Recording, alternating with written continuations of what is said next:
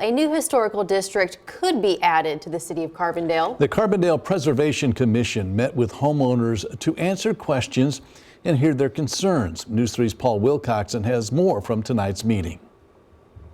We are trying to be proactive in creating these districts to preserve these houses. The Carbondale Preservation Commission met Monday at the Hickory Lodge to go over a proposal to designate a portion of northwest Carbondale as a historical district. What we're trying to do is designate that area, which will help preserve those houses. The area impacted is north of the hospital as well as west to Springer Street, then through neighborhoods catching as many of the historical homes as possible. The properties are generally, they're all over 100 years old. They were built by people who were fine craftsmen at the time and have a ton of architectural character, and so we're wanting to preserve that. Monday's meeting was simply used to get feedback from those who own property in that area. Feedback is everything.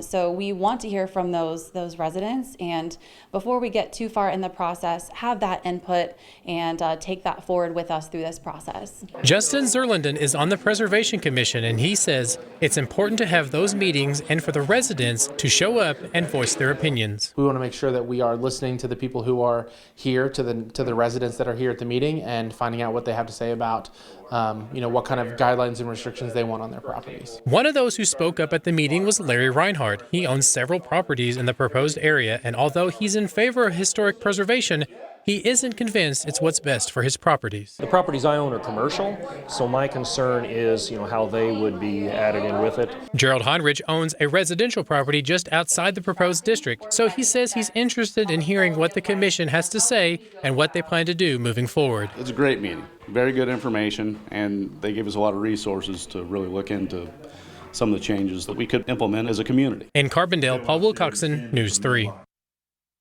Although there were mixed reactions during the meeting, the consensus is everyone is interested in learning more.